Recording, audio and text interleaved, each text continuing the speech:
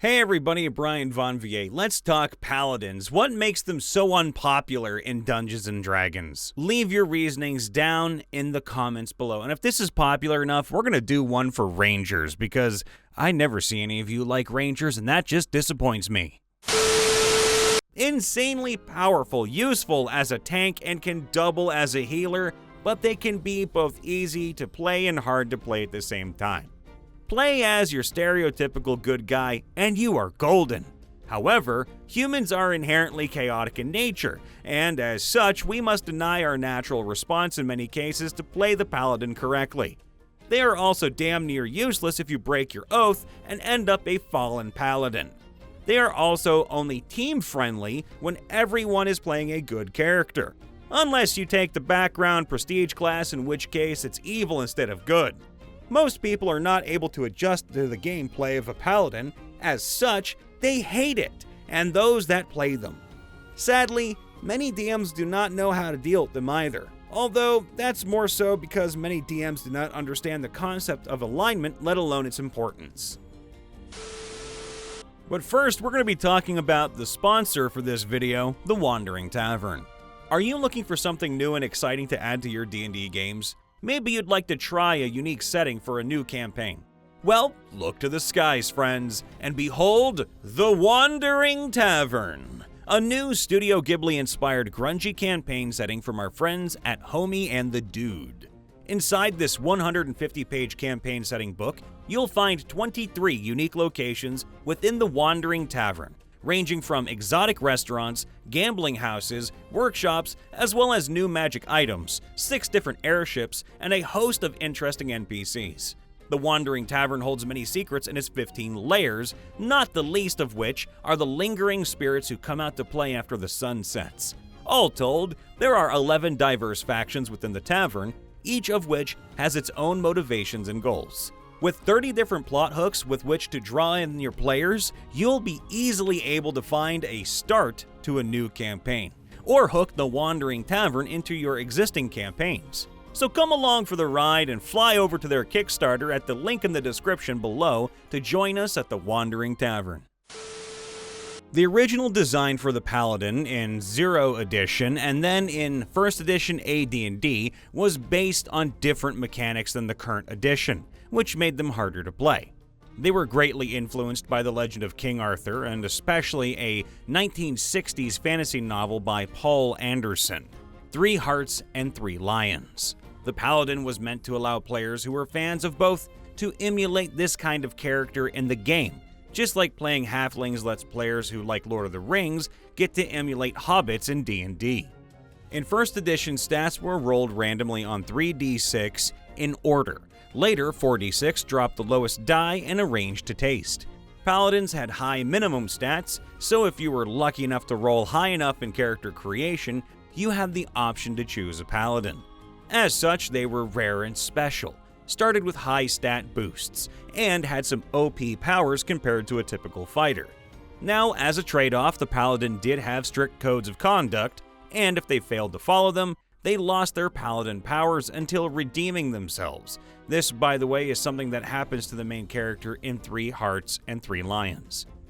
Now, the main issue with paladins is how you give the players freedom to act as a paladin PC, in a game where the activities players regularly engage in go against the paladin's code of conduct.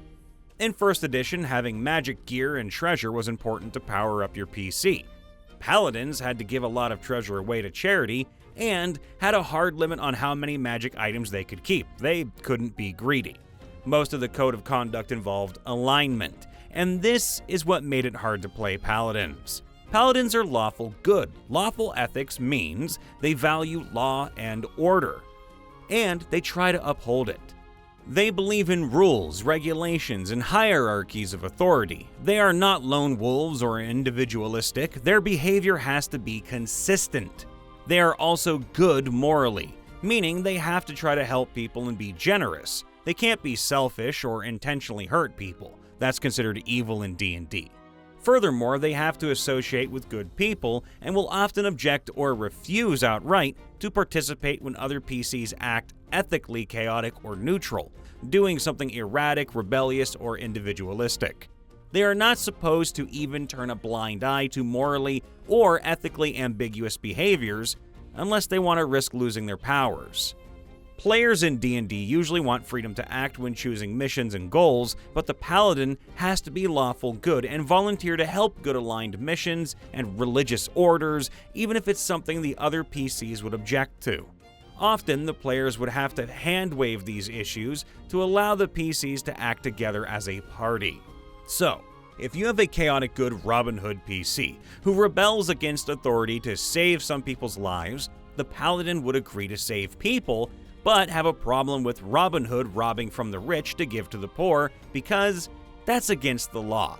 Depending on how strict the DM is with alignment, they might have to turn a blind eye when a thief swindles a bad guy, pickpockets, steals, etc., even though it helps the Paladin's cause because of the strict adherence to lawful ethics. Also, unless the code of conduct is made clear between the DM and player, killing NPCs could be considered evil. In a game where combat and killing happens regularly, this often caused confusion and arguments at the table. Gygax offered solutions in the DMG and other articles that allowed the Paladin to be more morally flexible when killing evil NPCs, which included prisoners, which mitigated some of these arguments. While some modern games like to dunk on Gygax for being a moral hypocrite for offering these solutions, it's actually thematically in tune with medieval knights. If you like history and want to emulate it in your game, then Paladins make the game interesting, even if they're hard to fit into the gameplay. Medieval times were relatively lawless, with noble authority only extending as far as castle patrols, laws being inconsistently enforced without our modern-day conceptions of due process. The executive, judiciary, and legislative powers of government were not separated like in modern democracies, but concentrated in the hands of individual nobles who made laws, enforced them, and often passed judgment as judge, jury, and executioner. Knights did often have the power to enforce laws in a time when the death penalty was common, and the alternative was no law at all. Chivalric paladins were meant to be ideal models for normal knights to look up to remind them of how they were supposed to act, to try and encourage the nobles to raise their standards of conduct. Paladins have a rep for being lawful stupid, sticks in the mud, people who won't do anything that could be considered or viewed as immoral. They won't even drink or have any kind of fun half the time, and are shockingly blind to any context at all. Now, this usually comes from poor role-playing, which is pretty stunningly literally interpretation of the word law, and is a weird holdover from when the class had requirements. Paladins don't have to follow the law, per se. They have to follow their oaths, and that's how they are lawful. It's similar to the deal that warlocks have with their patrons. It's up to the player and/or DM to come up with an oath that links the character to their paladin subclass. So instead of, "I swear not to cheat, steal, fight, or drink," try something like, "If I cheat, may I cheat death. If I steal, may I steal a woman's heart. If I fight, may I fight for a brother. And if I drink, may we drink together." The idea here is that the character might be against the literal acts of cheating, stealing, fighting, and drinking, but allows for contextual breaking of them. Paladins were no fun to play in 3rd edition. Paladins first appeared as a fighting man subclass in 1975's Greyhawk supplement. Back then, Dungeons & Dragons was more of a small-scale war game than what we think of as a role-playing game, and the Paladin rules reflected that. They were stronger than a normal fighting man, but had to abide by certain restrictions. They had to be of lawful good alignment, and on top of that, they had to give most of their gold and treasure to charity. The 2nd edition Paladin was more of the same. By 4th edition, they'd become a sort of generic holy warrior that could be of any alignment. And by the 5th edition, they were a hybrid fighter cleric with some interesting roleplay hooks in the form of their oath. And then there was 3rd edition. Compared to 2nd edition, the 3rd edition Paladin had 2 main differences. Its strength was brought more in line with the fighter. 1d4 Chan lists them as being tier 4, and Paladins could no longer associate with evil characters. And that last part is why everyone hated them. Now, up to that point, the Paladin was a fun, if gimmicky, class. They were more challenging to play, but in the right hands they were also pretty powerful, especially in the more dangerous low levels of the game. But in 3rd edition, the choice to play a Paladin essentially applied to the entire party. Because the Paladin couldn't associate with evil characters, the rest of the party couldn't play them. Because the Paladin couldn't sneak up on enemies, neither could the other players. Because the Paladin had to offer his enemies the chance to surrender, so did everyone else. It was a class that not only restricted its own playstyle, but the entire party's playstyle for no real benefit at all.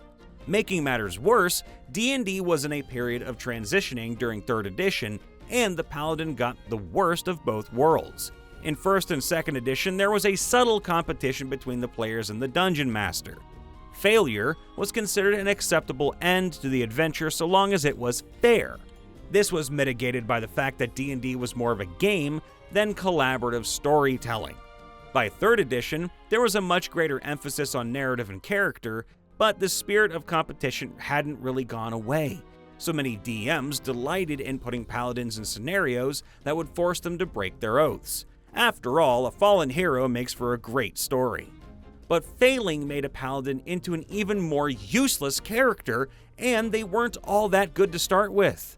Wizards of the Coast eventually realized they made a class that no one wanted at the table, and they created several variants, such as the Grey Guard, that had much less restrictive rules, but the damage was unfortunately done. The default Paladin, the one found in the player's handbook, the one book everyone owned, was an underpowered mess of a class that seemingly existed for no other reason than to aggravate the people you played with. Which makes it deeply ironic that the Paladin is one of the best classes for new players in 5th edition. They start off as basically a fighter with the ability to self-heal. They gain access to spells at 2nd level, and at 3rd level they swear an oath, which is the ultimate role-playing aid. It's fairly sturdy, fairly self-sufficient class that slowly introduces key concepts of the game as you play it. For most of the game's history, they were required to be lawful good. They had restrictions like a maximum number of magic items and no associating with evil people. Because they could detect evil at will, they tended to do so, picking fights with many NPCs who the rest of the party might ignore or even ally with. Lawful Good by itself invites arguments, so just imagine how much worse it gets when a player character falls by doing anything that isn't strictly in line with that alignment. I had a player quit playing for a year, and thereafter swear he would only ever play neutral characters. He has kept his word, because the rest of the party told him he wasn't playing his Paladin correctly. As a side note, I recommend Elizabeth Moon's Deeds of Paxenarian series. The story goes that Moon saw some D&D play in which a Paladin behaved in a way she felt was unsuitable. She wrote a trilogy, and now many more books, about a woman who becomes an iconic Paladin. When you play a Lawful Good Paladin, you sign up to be predictable. You sign up for manipulation. You accept it, and you fight back with your miraculous powers. Many players don't like that trade-off. I enjoy playing Paladins, although as other answers have noted, I would be one of those that lean into the law aspect of it sometimes. I've played since 2nd edition and enjoy the warrior-cleric aspect of the Paladin, the more martial-focused version of a cleric.